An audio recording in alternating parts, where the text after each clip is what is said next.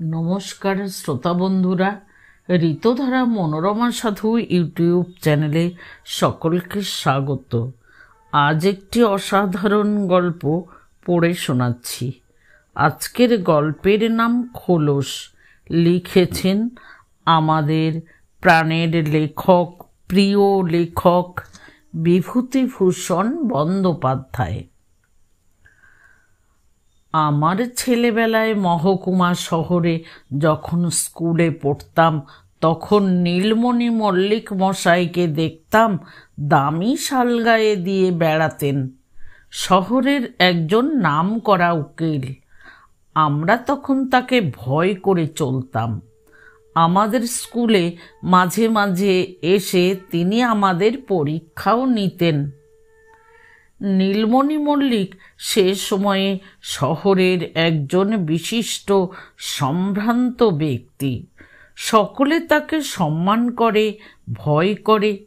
নীলমণি বাবুর কাজকর্ম ঘড়ির কাঁটার মতো চলে। সকালে উঠে তিনি প্রাতঃভ্রমণে বার হন। ফিরবার পথে মুন্সেফ বাবু ও মহকুমা হাকিমের বাড়ি ঘুরে কুশল জিজ্ঞাসা করে আসবেন। হয়তো বসে ওদের ওখানে এক পেয়ালা চা খেয়েও আসতে পারেন। এর নাম হাকিমকে তুষ্ট রাখা। এতে করে শহরে অনেক সুবিধে আছে, বিশেষ করে মহকুমার মতো জায়গায়, যেখানে এই হাকিমেরাই সব। সেবারে দীনবন্ধু সেন ডেপুটি বাবুর মেয়ের বিয়েতে নীলমণি বাবু শত প্রবৃত্ত হয়ে সেই বিয়ের রাতে বরযাত্রী অভ্যর্থনা থেকে আরম্ভ করে রান্নার চালায় গিয়ে মাছ ভাজার তদারক করা পর্যন্ত সমস্ত কাজ নিজে যেমন উৎসাহ নিয়ে করেছিলেন, মেয়ের বাপ দীনবন্ধু সেন ডেপুটিও তেমন করতে পারেননি। পরের দিন বার লাইব্রেরিতে এজন্য তার সতীর্থ উকিল রামজয় বাড়ুজ্জে নাকি বলেন, কি হে, কাল কর্মকর্তা তুমি না দীনবন্ধু, বোঝাই যাচ্ছিল না। নীলমণি বাবু জানতেন তার এই হাকিম তোষণের নীতি অনেকে এখানে ভালো চোখে দেখে না, আগে দেখত, এবং সেজন্য নীলমণি বাবুকে সাধারণে খাতিরও করত। কিন্তু এখন পড়েছে স্বদেশীর যুগ। সুরেন বাড়ুজ্জে দেশটাকে উচ্ছন্ন দিয়ে দিলে আর কি। এখন হাকিমের বাড়ি বেশি যাতায়াত নাকি তত সম্মানজনক নয়। নীলমণি বাবু রাগের সুরে বললেন, মানে কাজের বড্ড আটা দেখাচ্ছিলে কিনা তাই বলছি। তাতে তোমার কি? না, আমার কিছু না, সকলেই বলছিল তাই। আমি এ কথা শুনেছিলাম রামজয় বাবুর ছেলে নীরদের মুখে। সে আমার সহপাঠী ছিল। লোকে যে যা বলুক, নীলমণি বাবু গ্রাহ্য করেন না। তিনি আজ 15 বছর ধরে এই হাকিম তোষণের ফলে সরকারি হাসপাতালের কমিটির সদস্য, পল্লী উন্নয়ন সমিতির সহকারী সভাপতি, লোকাল বোর্ডের সহকারী সভাপতি, চৌকিদারি কমিটির সদস্য প্রভৃতি বহু সম্মানজনক পদে গভর্নমেন্ট থেকে নির্বাচিত হয়ে প্রতিষ্ঠিত আছেন। দানশীল বলেও তার একটা খ্যাতি আছে। তবে ব্যাপারগুলো গভর্নমেন্ট ঘেঁষা হলেই তিনি চাঁদা দিয়ে থাকেন। গভর্নমেন্ট দাতব্য হাসপাতালে একটা উইং বাড়ানোর জন্যে গভর্নমেন্টের হাতে তিনি 4,500 টাকা সেদিন দিয়েছেন। এই রকম আরও অনেক আছে। তিনি গভর্নমেন্ট প্লিডারও বটে আজ 8-9 বছর ধরে। গভর্নমেন্ট প্লিডার একটা কত বড় সম্মানজনক পদ, যদিও এই ছোট মহকুমা শহরে গভর্নমেন্ট প্লিডারের বিশেষ কাজ যে কিছু আছে তা নয়। তবে ওই যে বললাম, একটা মস্ত সম্মান। সকলে তো গভর্নমেন্টের প্রিডার হতে পারে না। নীলমণি বাবুর ছাপানো চিঠির কাগজে লেখা আছে, এন মল্লিক বিএল, গভর্নমেন্ট প্রিডার। সম্মানও তিনি পেয়ে এসেছেন খুব। 2-3টি স্থানীয় স্কুলে তিনি হর্তাকর্তা। মোটা বাঁধানো মলক্কা বেতের ছড়ি হাতে করে যখন তিনি রাস্তায় বেড়াতে বেরোন, তখন সকলেই সম্ভ্রমে সুরে তার সঙ্গে কথা বলে। লোককে জব্দ করত তিনি অদ্বিতীয়। টুক করে কোথায় কি লাগালেন, তারপর দিন থেকে তার পেছনে পুলিশ লেগে গেল। একটা উদাহরণ দিলে এখানে বোঝা যাবে ব্যাপারটা। শহরের বাজারে রামনাথ দা তখন বড় ব্যবসাদার। তার ছেলে শিবু খুব শৌখিন মেজাজের লোক। বড় লোকের অপদার্থ ছেলে যেমন হয়ে থাকে, মদ গাঁজা গুলি খায়। মাসের মধ্যে 10 বার কলকাতায় ছোটে ফুর্তি করবার জন্যে। বাপের পয়সা 2 হাতে ওড়ায়। রামনাথ দা ওকে টাকা দিত না, টাকা দিত ওর ঠাকুরমা। সেদিন নীলমণি বাবু বেতের ছড়ি ঘোরাতে ঘোরাতে বেরিয়ে ফিরছেন। ঠিক সেই সময় শিবু সদ্য ঘুম ভেঙে উঠে তাদের বাড়ির দরজায় বসে বিড়ি টানছে। তিনি যখন খুব কাছে এসে পড়েছেন, তখনও বিড়ি ফেলে দেবার বা লুকিয়ে ফেলবার কোনো আগ্রহই তার দেখা গেল না, অথচ সে তাকে দেখতে পেয়েছে। নীলমণিবাবু আরও কাছে এসে পড়লেন, আর হাত 20-30 দূর তখনও শিবু বিড়ি খাচ্ছে। তারপর যখন একেবারে তার সঙ্গে একই সরল রেখায় এসে পড়লেন নীলমণিবাবু, তখন শিবু তাচ্ছিল্যের সঙ্গে আধ পোড়া বিড়ি সমেত হাতটা একবার পেছন দিকে নিয়ে গেল মাত্র। রাগে ও অপমানে নীলমণিবাবুর আপাদ মস্তক জ্বলে উঠল।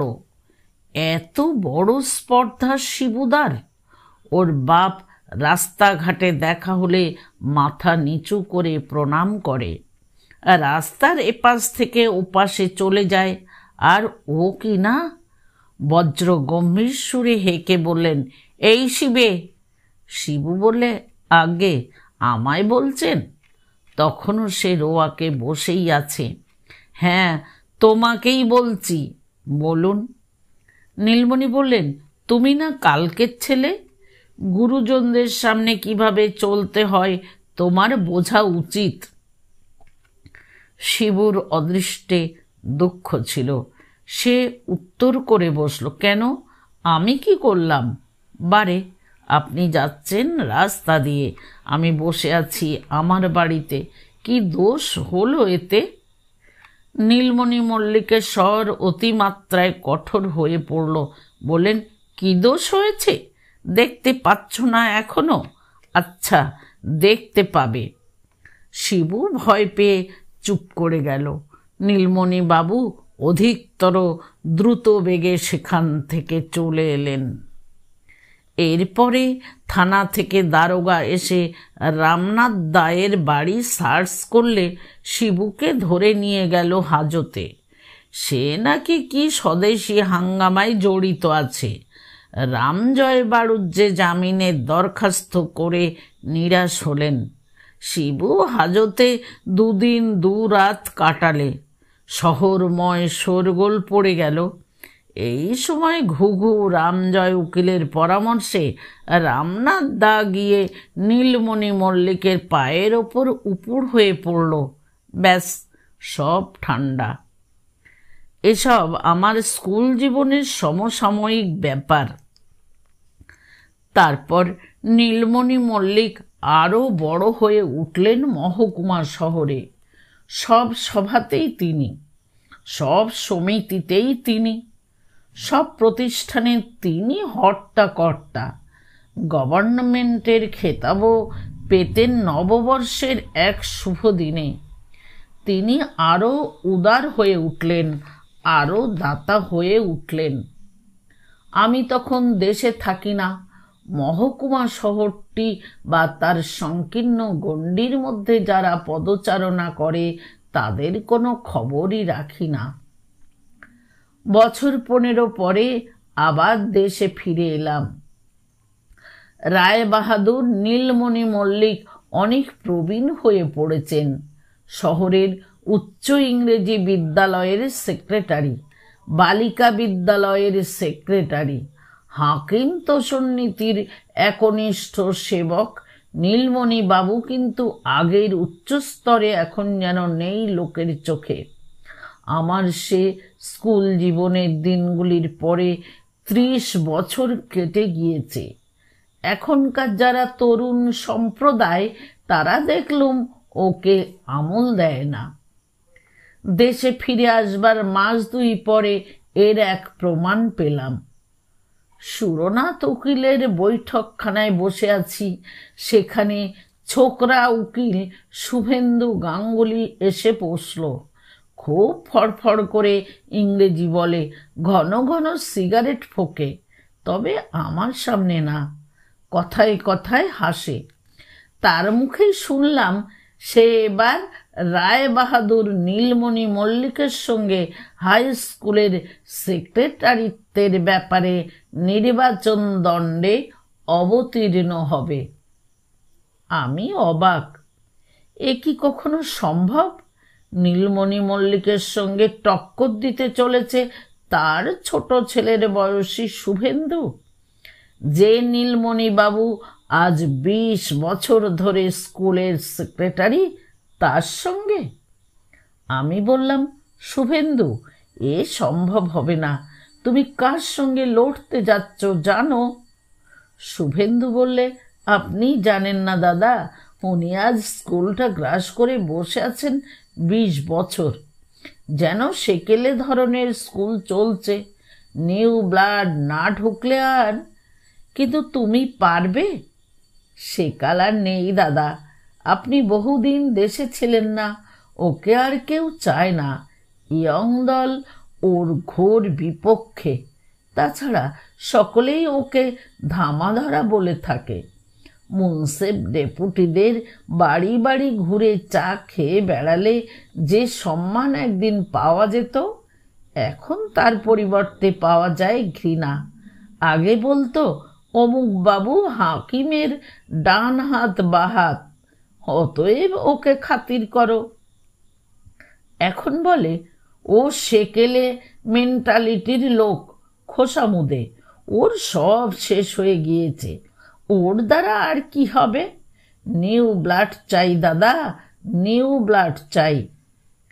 তোমাকে ভোট দেবে সবাই, দেখুন কি হয়, আপনি জানেন না। শুভেন্দু উঠে গেল। আমি সুরনাথ উকিলকে বললাম, শুভেন্দু বলে কি হে, ও পারবে নীলমণি কাকার সঙ্গে? সুরনাথ বললে, নীলমণিবাবুর দিন চলে গিয়েছে, এখন সকলে ওকে আড়ালে ঠাট্টা করে। বলো কি হে? তাই ওর সমসাময়িক উকিল আর কেউ নেই, এক হৃদয় চক্রবর্তী ছাড়া। তার হৃদয় চক্রবর্তী আজ প্র্যাকটিস ছেড়ে দিয়েছেন 10 বছর, পক্ষাঘাত হয়ে পড়ে আছেন। কিন্তু আমাদের রায়বাহাদুর এখনো দুবেলা সেই রকম ছড়ি ঘুরিয়ে বেড়াতে যান, পামশু পরে, সিগারেট খেতে খেতে, like an old snob that he is. রাস্তায় নেমে একটু দূর গিয়েই রায়বাহাদুরের সঙ্গে আমার দেখা। শীতকাল, দামি জামিয়ার গায়ে দিয়ে মলক্কা বেতের ছড়ি উল্টো করে ধরে ঘোরাতে ঘোরাতে তিনি 25 বছরের যুবকের দর্পে তেজে পথ চলছেন। আজকালকার যুগের মোহ অঞ্জন, নিশ্চিন্ত ব্রিটিশ প্রীতি, ব্রিটিশ জাস্টিসের প্রতি অগাধ ও অটুট বিশ্বাস। আমায় অনেক দিন পরে দেখেও কিন্তু নীলমণি কাকা কথা বললেন না, কেননা আমি কমনার তার সেটের লোক নই। তিনি আমায় খুব ভালো জানেন, আমার বালককাল থেকে দেখে আসছেন আমাকে। কিন্তু ওই যে বললাম, ওই এক ধরনের লোক থাকে, ওল্ড স্নবই বটে, পয়লা নম্বরের স্নব, নাক উঁচু লোক। আমি হৃদ্যতার সুরে বললাম, কাকা ভালো আছেন? অনেক দিন পরে দেখলাম আপনাকে। জ্ঞান আজকাল কোথায় আছে? কলকাতায়। ব্যাস, আমার অযথা ঘনিষ্ঠতা করবার প্রচেষ্টাকে অঙ্কুরে নির্মূল করে দিয়ে রায় বাহাদুর নীলমণি মল্লিক উল্টো করে ধরা মলক্কা বেতের ছড়ি ঘোরাতে ঘোরাতে চলে গেলেন। আমি রাস্তায় দাঁড়িয়ে পেছন থেকে চেয়ে রইলাম তার দিকে। আমার কষ্ট হলো। পিতার বয়সী লোক, এসব মানুষ জানে না যে যুগ বদলে যাচ্ছে। ওদের চোখের উপরে কিছুই দেখে না, দেখেও দেখে না। স্কুলের নির্বাচন দ্বন্দ্বে নীলমণিবাবু হেরে গেলেন। হেরে গিয়েও নির্বাচন ব্যাপারের কি একটা খুঁত ধরে তিনি আবার এক মোকদ্দমা করলেন, তাতেও হেরে গেলেন।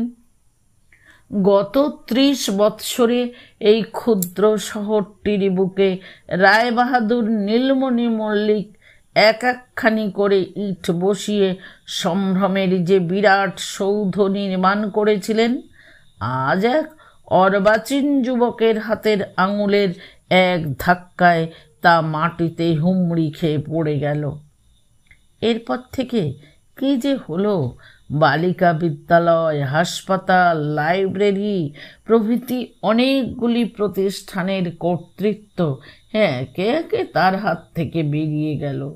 যে লাইব্রেরির জন্য তিনি বর্তমান পাকা বাড়ি তৈরি করিয়ে দিয়েছিলেন, সেই লাইব্রেরি কমিটির মধ্যেও তার নাম আর রইল না। অথচ তিনি ওই কমিটির সহকারী সভাপতি ছিলেন গত 15 বছর যাবৎ। সভাপতি অবশ্যই ছিলেন মহকুমার হাকিম, সেও রায় বাহাদুরেরই ইচ্ছাক্রমে। হাকিম, মুন্সেফ, সরকারি ডাক্তার, দারোগা প্রভৃতি যাতে সন্ধ্যার সময় এসে লাইব্রেরিতে তাস খেলতে পারেন, তার সুবন্দোবস্ত করে রেখেছিলেন রায় বাহাদুর। রায় বাহাদুর বলতেন, আরে ওরা আসা ভালো, এতে লাইব্রেরির প্রেস্টিজ বাড়ে। দরকার হলে 2 পয়সা সাহায্য দেবার মালিক তো ওরাই। এই লাইব্রেরিতে কতবার বদলির আদেশপ্রাপ্ত হাকিমদের বিদায় সভা অনুষ্ঠিত হয়েছে, তাদের হিসেব ওর প্রত্যেকখানা ইটে লেখা থাকলে সব ইট ভর্তি হয়ে যেত আজ। শুধু কি হাকিম, তাহলেও তো কথা ছিল। কি সমাচার, সরকারি ডাক্তার বদলি হচ্ছেন, করো বিদায় সভা। কি সমাচার, ছোট দারোগা বদলি হচ্ছেন, করো বিদায় সভা। বিদায় সভার চাঁদার চোটে লোক বিরক্ত। এসব আগে ঘটে গিয়েছে। তখন তিনি ছিলেন শহরের নেতা, সম্ভ্রান্ত ব্যক্তি, অনেকের ভীতির স্থল। সুতরাং লোকে দিয়েছেও বিনা কৈফিয়তে। জেলার শহর থেকে জজ সাহেব বদলি হয়ে যাচ্ছেন। নীলমণিবাবু পূর্বাহ্নে খবর পেয়ে গেলেন। তার বাড়ির সামনের রাস্তা দিয়েই জজ সাহেব মোটরে যাবেন কলকাতায়। অমনি 1 ঘন্টার মধ্যে বিদায় সভার ব্যবস্থা ঠিক করে ফেললেন।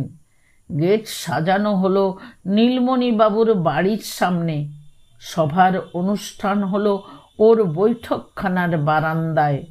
সিঙাড়া, কচুরি, নিমকি, সন্দেশ, চা, ফুলের মালা, গান, কোনো কিছুরই ত্রুটি হলো না। সব খরচ বহন করলেন অবশ্যই তিনি নিজেই।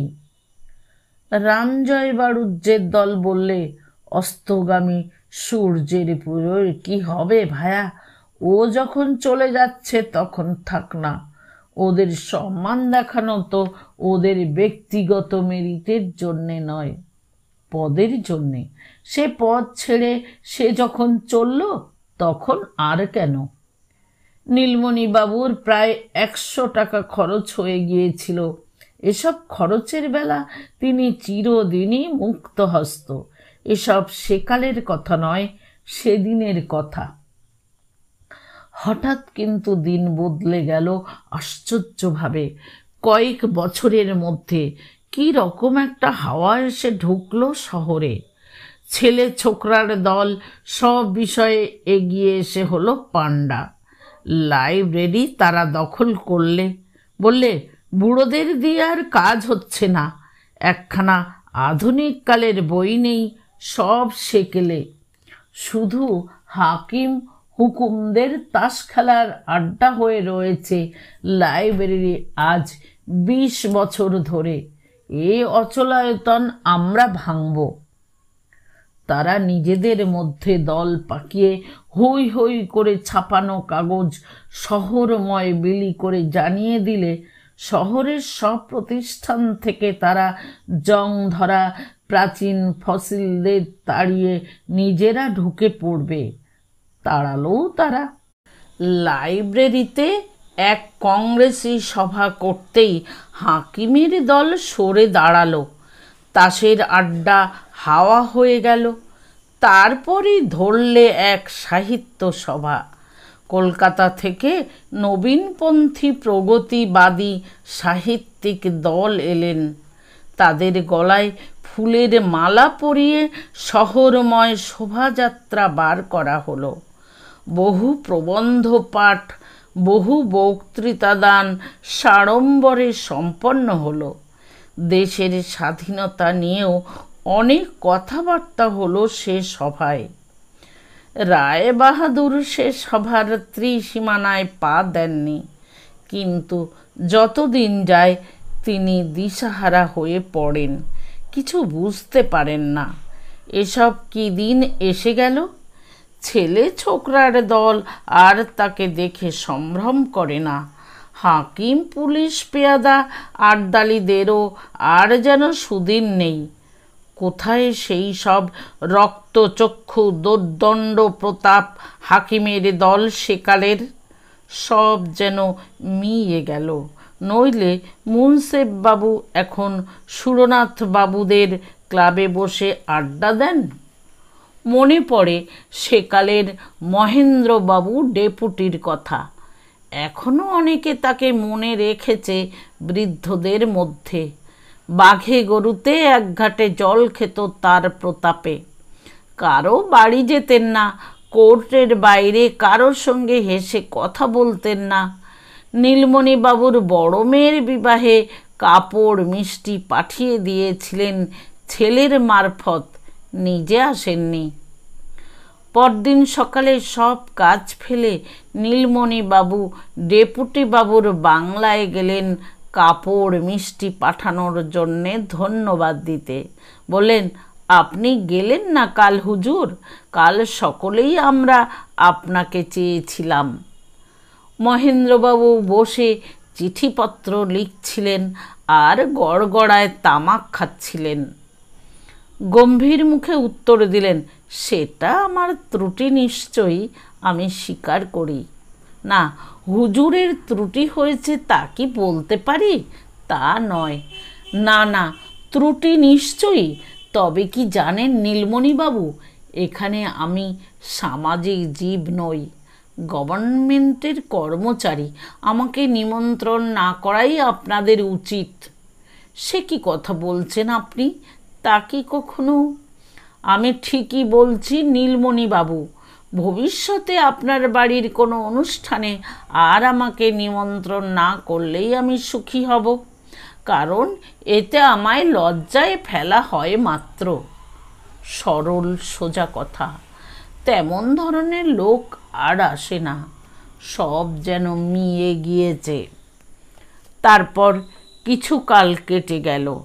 রায় বাহাদুরের অস্তিত্ব যেন এ শহর ভুলে গিয়েছে। কোনো অনুষ্ঠানেই আর তিনি কর্মকর্তা নন, কোনো সভার সভাপতি নন। কেউ তার কাছে যায় না কোনো বড় কাজের পরামর্শ নিতে। একদিন যার পরামর্শ ভিন্ন এ শহরের লোকের চলতো না, আজ তাকে বাদ দিয়েও লোকের দিব্যি চলছে। রামজয় বাড়ুদ যে মারা গিয়েছেন, রায়বাহাদুরের সমসাময়িক উকিলদের মধ্যে দু একজন মাত্র জীবিত আছেন। নীলমণিবাবুও কোর্টে যাওয়া প্রায় ছেড়ে দিয়েছেন, তবে ছড়ি ঘুরিয়ে এখনো ভ্রমণে বার হয়ে থাকেন সেকালের মতো। চৈত্র মাসের প্রথমে এবার আমি অনেক দিন পরে মহকুমার শহরে গেলাম। তখন শহরে জেলার ছাত্র সম্মেলন হবার বিরাট তোড়জোড় চলছে। একদিন সকালে নীলমণিবাবুর সঙ্গে দেখা রাস্তায়। বৃদ্ধ ছড়ি ঘুরিয়ে পথে চলেছেন আগেকার মতোই। আগেকার সুচেহারা আর নেই, প্রায় 70-এর কাছাকাছি বয়স হলো, জরার অধিকারের চিহ্ন সারা দেহে। আমি কথা বললেও উনি কথা বলবেন না জানি, কারণ আমি ছেলে খেপিয়ে বেড়াই উনি জানেন, এবং বোধহয় সেজন্যেই আমায় পছন্দ করেন না। পাশ কাটিয়ে চলে গেলেন, কিন্তু কোনো কথা বললেন না আমার সঙ্গে। আমার সামনে এসে মুখটা অন্যদিকে ফিরিয়ে নিলেন। ছাত্রের দল আমার কাছে এলো ওদের সম্মেলন সম্বন্ধে পরামর্শ করতে। আমি তাদের বললাম আমার অনুরোধ, এবার নীলমণিবাবুকে সম্মেলনের সভাপতি করতে হবে। তারা বললে, আপনি কি বলছেন? উনি সভাপতি হলে লোকে কি বলবে? যে যাই বলুক, তোমরা ওকেই সভাপতি করো। উনি আর কদিন, অনেক কিছু উনি করেছেন এক সময়ে এই শহরের জন্যে, সেসব আজ লোকে ভুলে গিয়েছে। ওর সম্মান ওকে দাও, এ কথা তোমাদের রাখতেই হবে। বহু কষ্টে ওদের রাজি করিয়ে রায়বাহাদুরের কাছে আমি নিজে ওদের নিয়ে গেলাম। সন্ধ্যাবেলা রায়বাহাদুর বৈঠকখানায় বসে ওর মুহুরী জীবন চৌধুরীর সঙ্গে কথা বলছিলেন। আমি গিয়ে দোরের কাছে দাঁড়াতেই বললেন, কে? আগে কাকাবাবু, আমি। ও এসো, কি মনে করে? আমার ইঙ্গিতে ছাত্রের দল এগিয়ে এসে দোরের কাছে দাঁড়ালো। তারপর ঘরে ঢুকে রায়বাহাদুরের পায়ে হাত দিয়ে এরা প্রণাম করলে।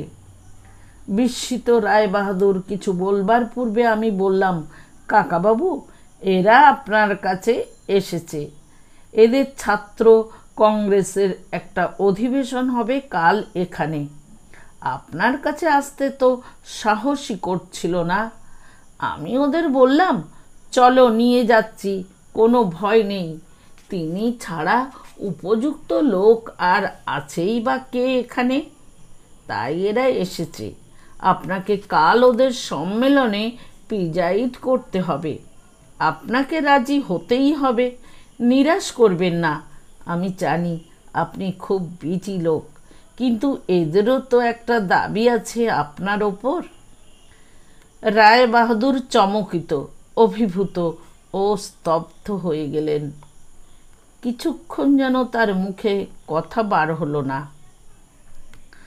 ছাত্রদের চাই সুধীর অমনি হাতজোড় করে বললে, আমাদের নিরাশ করবেন না স্যার, আপনি ছাড়া আর কেউ উপযুক্ত লোক নেই এখানে। বেশ বেশ, তা হবে। বসো বসো তোমরা। রায়বাহাদুর অতিমাত্রায় ব্যস্ত হয়ে পড়লেন। আমার দিকে চেয়ে বললেন, ওহে নরেন, বসো বাবা, বসো। সেসব হবে এখন।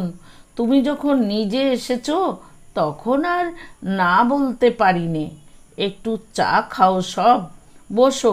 ওরে শোন, ও হৃদে, আচ্ছা সব বসো, আমি বাড়ির মধ্যে থেকে আসছি, 1 মিনিট। কিছুক্ষণ পরে আমাদের জন্যে বেশ ভালো জলখাবার এলো। কচুরি, নিমকি, সন্দেশ, পেঁপে কাটা ইত্যাদি। ছাত্রেরা জলখাবার খেয়েই চলে গেল, তারা কেউ চা খাবে না। আমাকে একা পেয়ে রায়বাহাদুর নিজের বহু পূর্ব কীর্তির কথা প্রাণ ভরে আমার কাছে বলে গেলেন। এ শহরে কিছুই ছিল না, না লাইব্রেরি, না বালিকা বিদ্যালয়, না প্রসূতি ভবন। যা কিছু করেছেন তিনিই করেছেন। ডেপুটি মুন্সেফ বাবুরা তাকে খাতির করতেন কত। স্বয়ং জেলা ম্যাজিস্ট্রেট পর্যন্ত তার বাড়ি এসে চা খেয়েছেন। আজই এখানকার লোকে তাকে পোছে না। আমি বাধা দিয়ে বললাম, আপনাকে চিনবে কে, জানবে কে কাকাবাবু? সবাই কি সকলকে জানতে পারে? ওরা আমায় বললে আপনার কথা, সাহসই পায় না এগোতে। বলে, অত বড় লোক কি আমাদের সভায় প্রিজাইড করতে রাজি হবেন? আসতে চায় সবাই, আসতে ভয় পায়। বসো বসো বাবা, উঠছো কেন? আর একটু চা খাবে না? আগে না কাকাবাবু, অনেক কাজ আছে, উঠি। আপনার মতো লোককে নিয়ে যেতে হলে তার উপযুক্ত তোড়জোড় করতে হবে তো। আশীর্বাদ করুন যেন ওরা সফল হয়। আমরা পরদিন ওকে মস্ত বড় শোভাযাত্রা করে গলায় ফুলের মালা দিয়ে সভাস্থলে নিয়ে গেলাম। গত 10 বৎসরের মধ্যে কেউ তাকে ডাকেনি। বিস্মৃত উপেক্ষিত রায়বাহাদুর নীলমণি মল্লিকের বহুদিনের অজ্ঞাতবাস মহাসমারোহে আমরা ভঙ্গ করলাম। সভায় অনেক ভালো ভালো লোক এসেছিলেন। জেলা ছাত্র কংগ্রেসের বিরাট সভা, যথেষ্ট আয়োজন, যথেষ্ট আড়ম্বর। বন্দে মাতরম গান হলো, জয় হিন্দ গান হলো। রায়বাহাদুর মুগ্ধ দৃষ্টিতে চারিদিকে চেয়ে চেয়ে দেখলেন। সেক্রেটারি তার রিপোর্টে রায়বাহাদুরের যথেষ্ট প্রশংসা করে বললে, এ জেলায় তার মতো বদান্য উদার দেশ হিতৈষী লোক আর দ্বিতীয় নেই। সভাপতির ভাষণ দিতে গিয়ে রায়বাহাদুর এই সর্বপ্রথম জীবনে প্রকাশ্য সভায় দেশের স্বাধীনতার জন্যে আগ্রহ প্রকাশ করলেন। মহাত্মাজির প্রশংসা করলেন। সুভাষচন্দ্রের প্রশংসায় তার বচন স্খলিত হতে লাগলো উত্তেজনায়। আমরা অবাক হয়ে ভাবতে লাগলাম, ইনি কি সেই নীলমণি মল্লিক? ভাষণের শেষে ঘোষণা করলেন ছাত্রসংঘের তহবিলে 500 টাকা তিনি দেবেন। রায়বাহাদুরের জয় জয়কার পড়ে গেল।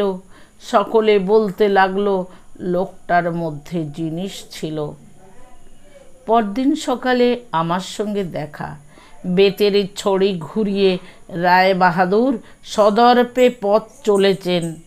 আমায় দেখে উচ্ছ্বসিত কণ্ঠে বললেন, কোথায় চললে বাবাজি? বেড়াতে? বেশ বেশ, তোমাকে দেখলে চোখ জুড়োয়। জেলার একটি রত্ন তুমি। তোমার বাবা। হঠাৎ আমার প্রশংসায় উচ্ছ্বসিত হয়ে উঠলেন রায়বাহাদুর। বন্ধুরা, গল্পটি এখানেই শেষ হলো। যারা প্রথম থেকে শেষ পর্যন্ত শুনলেন তাদের অনেক ধন্যবাদ। ভালো থাকবেন, সুস্থ থাকবেন। দেখা হবে আগামীকাল ঠিক বিকেল 5টায় ঋতধারা মনোরমা সাধু ইউটিউব চ্যানেলে।